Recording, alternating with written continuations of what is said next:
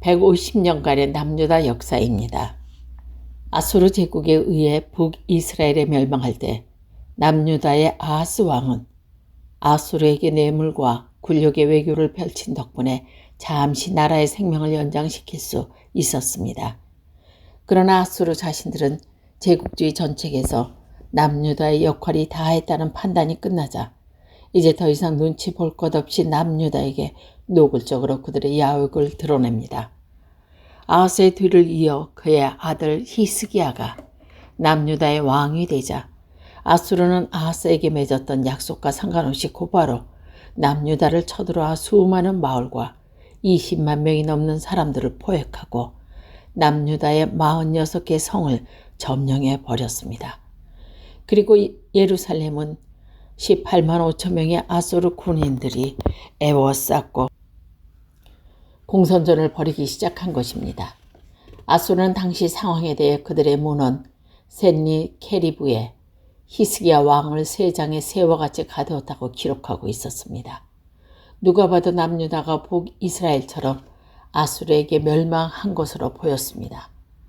아수르는 공선전 때 포위 공격에서 많은 승리를 했던 것을 기록되고 있습니다. 아수르는 다양한 포위 기법을 사용했는데 보루로 돌격, 성벽과 성문, 부수기, 사다리 타고 오르기, 땅굴 파기, 그리고 심리전에 매우 능했습니다. 아수르는 3년간 공선전을 벌인 사마리아 성보다 예루살렘 성을 더 빨리 함락시키기 위해 그들의 장기인 심리전을 펼치는데 언어의 천재 랍사게에게 전쟁에 투입을 시켰습니다. 그러나 이 전쟁의 결과는 놀랍게도 오히려 남유다의 승리로 끝났습니다. 하나님께서 아수르 제국으로부터 예루살렘을 지켜주신 것입니다. 아수르는 제국주의를 하면서 나라의 경계를 자기 나라가 정할 수 있다고 자만했습니다. 그러나 거주 경계는 처음부터 하나님께서 결정하셨습니다. 하나님께서 북이스라엘을 처벌하시기 위해 사용한 몽둥이. 아수르 제국은 하나님의 뜻대로 사마리아까지 내려올 수 있었던 것입니다. 예루살렘을 포위한 18만 5천 명의 아수르 군인들이 하루아침에 모두 죽어버렸기 때문입니다. 성경에서는 이렇게 말씀합니다. 이 밤에 여호와의 사자가 나와서 아수르 진영에서 군사 18만 5천 명을 친지라. 아침에 일찍 일어나 보니 다 송장이 되었더라. 왕하 19장 35절입니다. 아수르의 군인들 18만 5천 명의 죽음에 대해 폴 존스는 헤로도토스의 역사를 이용하면서 이 사건은 쥐들이 전염병시킨 페스트라고 기록하고 있습니다. 유대의 역사가 요세포스도 헤로도토스의 역사 두 권을 자신의 책 유대의 고대사에서 언급했듯이 하룻밤에 수많은 쥐떼가 나타나 아수르군의 활과 그 밖의 무기들을 갈기갈기 쪼아넣었다고 기록하고 있습니다. 또한 요세포스는 랍사게가 이끄는 그의 부대가 전염병으로 인해 큰 어려움에 직면해 있는 것을 보았다. 왜냐하면 신께서 그의 군대에 무서운 전염병을 내리셔서 성을 공격하고 첫날 밤에 18만 5천 명이나 되는 병사들이 죽었기 때문이다라고 기록하고 있습니다. 고대 근동에서 잔인하기로 명성을 날리며 승승장구했던 아수르는 예루살렘 성 주위에서 18만 5천 명의 군인들이 한꺼번에 죽자 결국 서둘러 니느웨로 퇴각하고 맙니다. 퇴각한 아수르의 산헤립 왕은 칼로 살해당하고 그때부터 아수르는 혼란에 빠져 급격히 세력이 약해지기 시작합니다. 아수르 제국이 예루살렘에서 퇴각하므로 예루살렘은 고대 근동에서 매우 유명해지게 되었습니다. 그 작은 나라 남유다의 수도 예루살렘에서 아수르가 지고 왔단 말이냐? 이렇게 이야기가 퍼져나가면서 말입니다.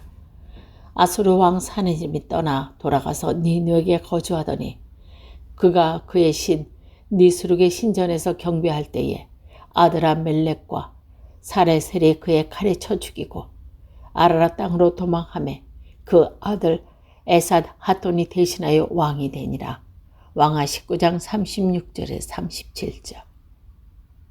남유다는 히스기야에 이어 므낫세와 아몬의 통치를 거쳐 요시야 왕이 통치하던 30년간 유다 역사상 가장 행복한 시간을 보냅니다. 이때 특징은 평화, 번영, 개혁이었습니다.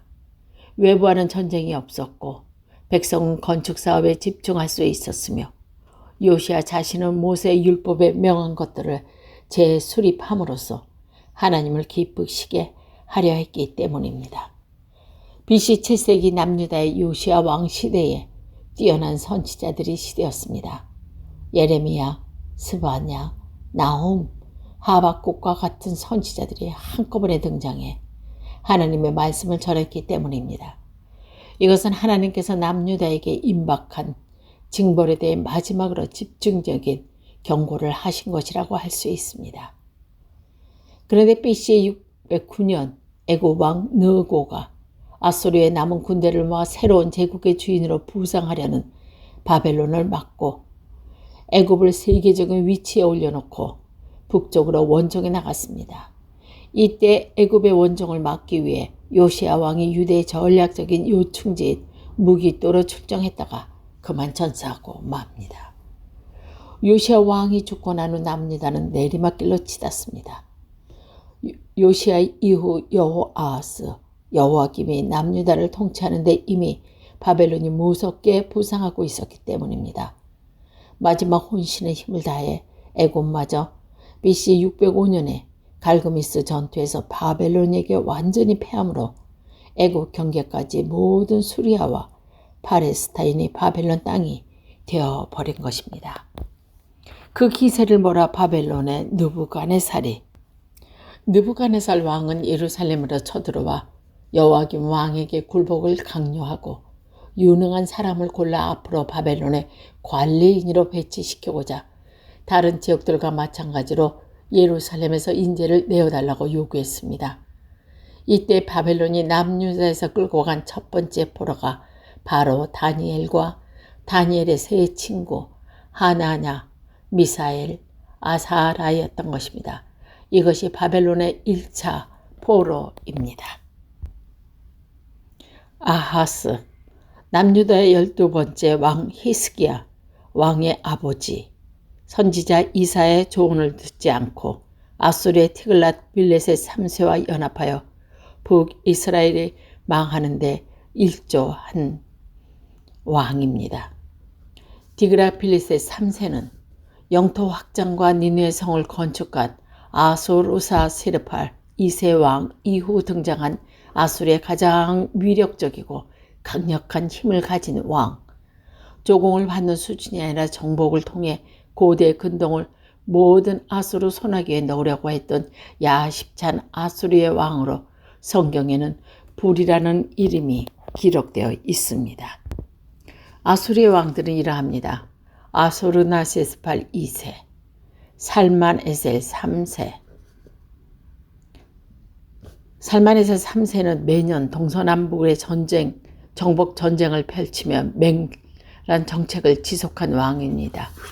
삽시 아데스 5세는 아다드리나데아 3세, 살만에셀 4세, 이스로탄 3세, 이스루니아 5세, 티글라필레셋 3세는 살마노셀 5세, 시리곤 2세, 산헤림, 에셀 핫돈, 아수르바니판 2세들입니다. 오므리 왕조는 이러합니다. 세겜 북서쪽 언덕 위에 에브라임의 한 지점을 선택하여 본래 그의 땅의 소유자 세멜의 이름을 따 사마리아 성을 세우고 그것을 북이스라엘 수도로 삼았습니다. 북이스라엘의 역번째 왕으로 아합 아버지 페니키스 공주 이사벨과 자기 아들 아합과 결혼시키므로 북이스라엘을 페니키아 신 바알과 아세라가 유입되게 한 왕조, 오므리 왕조입니다.